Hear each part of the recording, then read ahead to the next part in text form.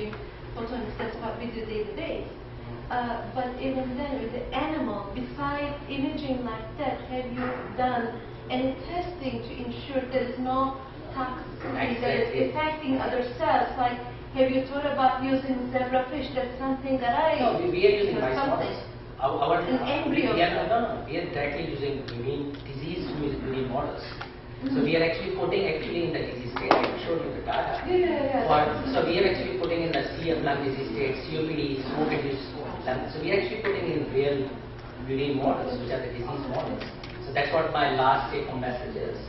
That what we are doing is, as we are designing this system, we are right away taking and testing them to toxicity. Then we come back. If we have problems, redesign, take care of those things, then go back. So it's a lot of work. But that stringent preclinical evaluation is required in those exact disease models, and that's exactly what we're doing. That's the take-home message. Thank you. Thank you very much. We have a certificate of felicitation. We appreciate you very much. And our next speaker is Anna. How do you pronounce your last name? Kjoniksen. Oh my God! I'm glad I didn't try that. Please, without further ado. Okay, my name is Kjoniksen. I'm from Seoul University College in Norway, and this room is done in cooperation with Lena and Marianne York at the School of Pharmacy at the University of Oslo. And I'm going to talk about phytosan nanoparticles which we're making. And as mentioned earlier here, phytosan is a biopolymer, it's non-toxic, it's soluble in water at slightly acidic conditions, and if you dissolve it then it will be positively charged. And we can use this to cross-link it with multivalent anion. We are using polyphosphate, which has up to 5 negative charges. You can use this to ionically cross-link the phytosan. What you basically do is quite simple. We just add the cross-linker to a dilute phytosan solution and stirring, and you just get the cross-linked nanoparticles between the anionic cross-linker and the cationic phytosan. When we're doing this, the cross-links will occur both within each particle, and you can have cross-linking between particles making large particles. So basically, you have cross-links between particles, which make them build up into large particles, but you can also have cross-links within the particles, which will make them contract. And what we often see with this kind of system, that you have both these processing going on at the same time. So basically, the particles will both contract and aggregate at the same time. And accordingly, just measuring the size of the particles just gives us more part of the whole picture of what's actually going on with the particle and how the particle will behave. And both particle size and the compactness of the particles will affect the drug release rate from the particles. And there's been a lot of studies done on how size affects the release from nanoparticles, but there's very, very few studies looking into how the compactness of the particle will affect the release of the drug. What the few studies that studied this has shown is that if you have a very compact particle where the polymer batteries within the particles are quite tight in compared with the size of the drug, the particles will be more or less retained within the particle and very slowly released. But if you have a more swollen particle where the mesh size is bigger inside, the drug can be released faster. And this can be used to control the release of the drug. But as I said, very few studies have actually studied this because it's been very hard to actually determine how compact the particles are. So what we've been trying to do is to find a way to quite easily determine the compactness of the particles using experimental methods that are available in most laboratories working with polymer nanoparticles. So this looks quite complicated, but basically you can measure the turbidity quite easily by a normal spectrophotometer. The important thing here is just that you measure it at a wavelength where the sample doesn't absorb the light. You just want the turbidity from the scattering of the light from the particles. For those of you who don't use to working with turbidity, it's basically if the transmitters with higher turbidity is lower. Just measure this easily with the spectrophotometer. The turbidity of a nanoparticle suspension is basically dependent on the total polymer concentration in the nanoparticles. So basically, how many milligrams per milliliter you have of your sample, you should know. It's dependent on the size of the particles, which you can easily measure by, for instance, by flat cutting. So it's an easy obtainable measurement. And then it's dependent on the local polymer concentration inside the particles, which is basically a measurement on how compact they are. So the higher polymer concentration you have inside the particle, the more compact particle you have. So basically, you can measure the turbidity easily, you can measure the size easily, and then you can estimate how compact they are from this one. It looks quite complicated, but that's what computers are for. We just put it in and get the result. And as you see, it's the signs and process functions here, which means that if you get something that's really large and really compact at the same time, this function will start to oscillate. But if you have quite small particles in a nanometer range, basically, if they're not very compact, they can be anything under 1 micron. This will not start to oscillate yet, and we can look at some kind of basic functions for it.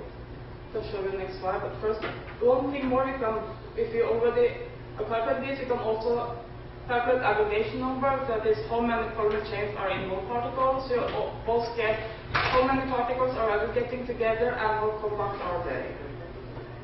And as I mentioned, if you look at particles that are basically below 1 micrometer and not too compact, you can actually see some trends in the data just from looking at the size and turbidity without even doing calculations. Basically, if the size and the turbidity both goes up, it's an indication that you have aggregation going on. If the size goes up but the turbidity goes down, that's an indication that the particles are swelling. If the size goes down and turbidity goes up, well, the particles are contracting, and if both the size and turbidity goes down, you have a fragmentation of samples. So just by looking at the size and the turbidity, you can already say quite a lot of the sample, what's happening in the sample. What's important to remember, like I mentioned earlier, is that often if you have something that makes the particle aggregate, like a cross-linker, or you have electrolytic interactions or something, at the same time that you're aggregating, they're also often contracting. Both of these things will make turbidity go up, but one of them makes the size go up and the other ones make the size go down. And which one is most dominating on the size will just depend on do you have most aggregation or do you have most contraction. So if the size of turbidity goes up, you know you have aggregation, but you might very well have contraction at the same time. And the same goes with the swelling and fragmentation. It's important to know that often you have several processes going on. So if you start looking at the results, these three cross-linked dilute Kjoniksen solution, and this is increasing the concentration over here.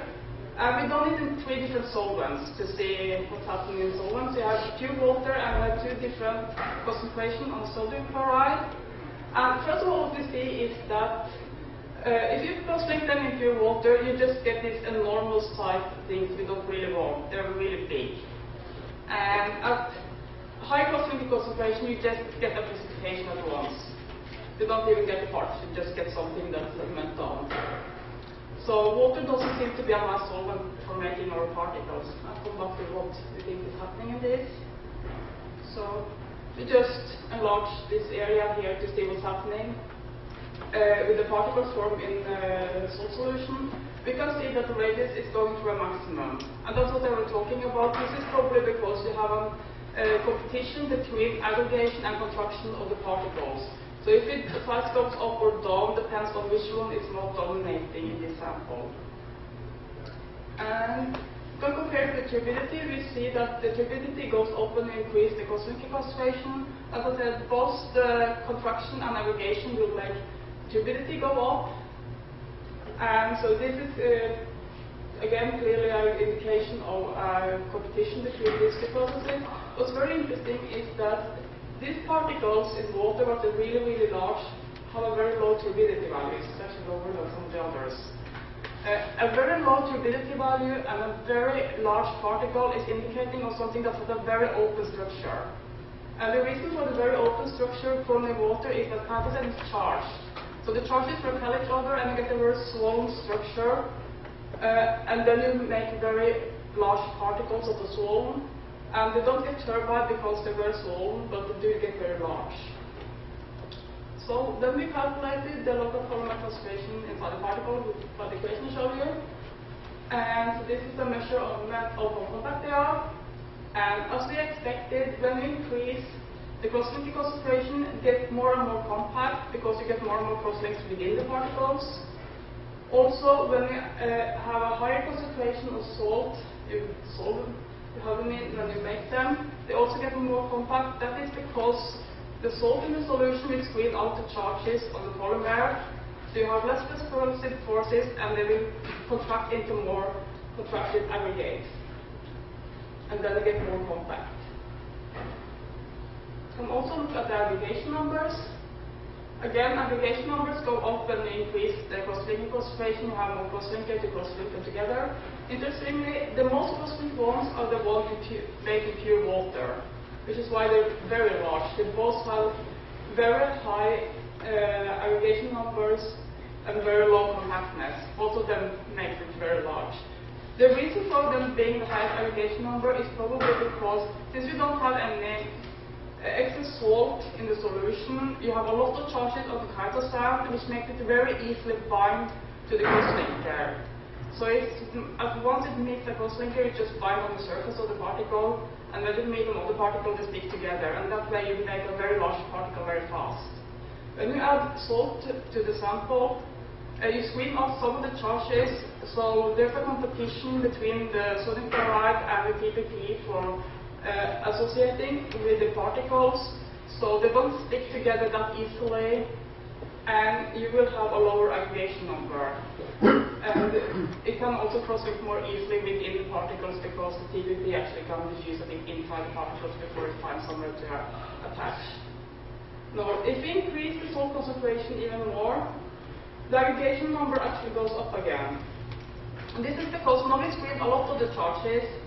So you don't have, when you have some charges, the particles will repel each other.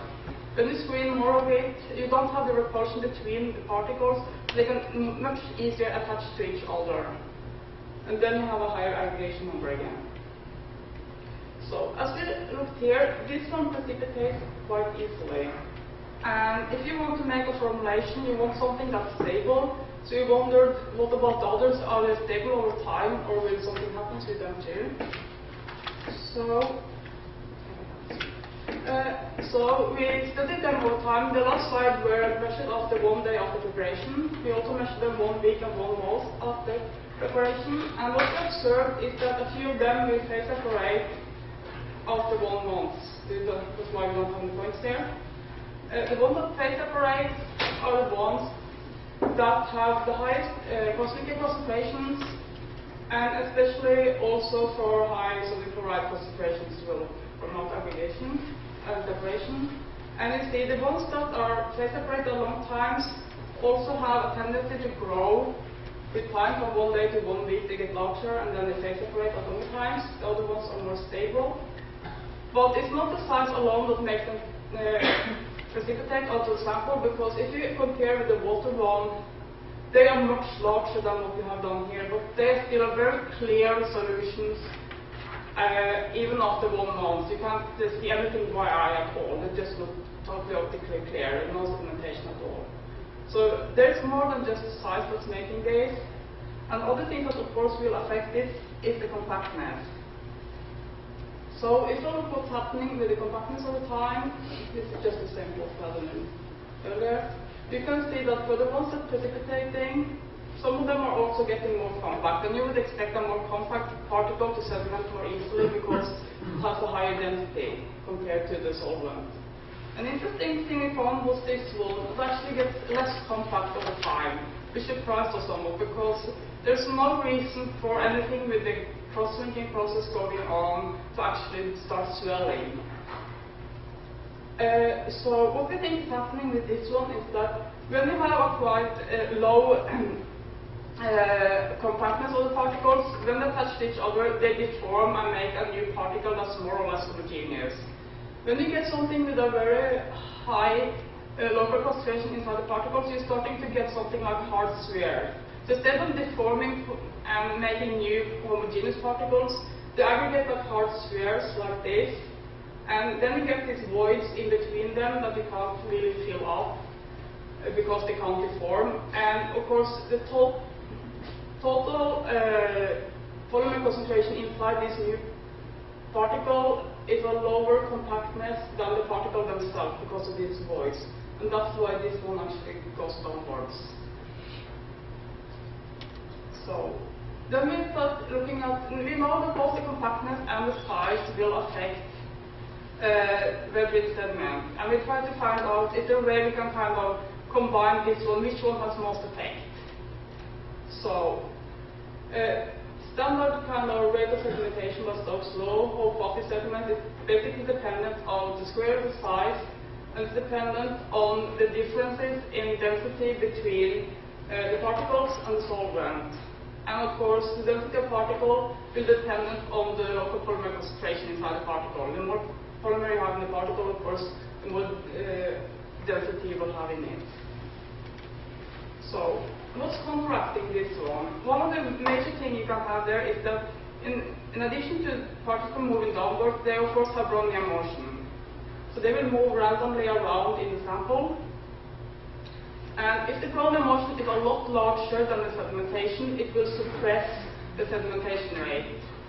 And you can keep the sample in the solvent. So Brownian motion has a mean square displacement like this. And we should just stick these two things together and calculate a bit to get a rather nasty equation. But basically, the things we are varying in our sample is the size and the compactness of the particles. So basically, you have this one, you have the radius in the cover 2.5 times the local polymer concentration inside the nanoparticles, and the higher this quantity is, the more likely the sample is to sediment. So we go to this one, again it gets time, and as you can see, the samples that are sedimenting have high values of this, especially after 1 week. And they also have increasing values. So this is clearly indicating that this seems to be fitting. If you have high values of this, you go towards the sedimentation stage. The ones that are stable have very low values, and they also have very nice and constant values, which means that these will probably be stable for a very long time.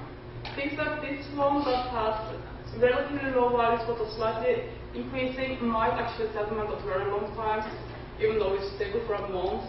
So this is actually a method to kind of look at, do I think this is going to stay stable for even longer time, or is it likely that it's just going towards somewhere where it's going to sediment?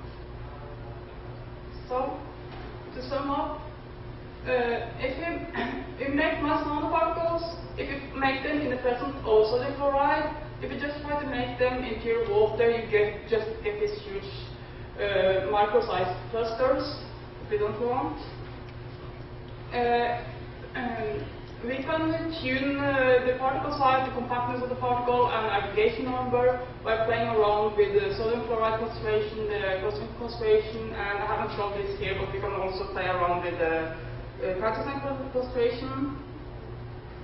The stability against sedimentation is dependent both on the size and the compactness of the particles, and this is the quantity that is determining for this. And if you want some stable particles, we want a low concentration and a low concentration of sodium chloride. Thank you for your attention. Thank you very much. We're going to take a very quick 5-minute break, not 15, but 5 minutes, and then we'll reconvene here exactly 5 minutes. And I'm pleased to present you with this very elegant certificate on behalf of Kjoniksen, which is a nice memento for your speech. Thank you so much. And anyone wants to come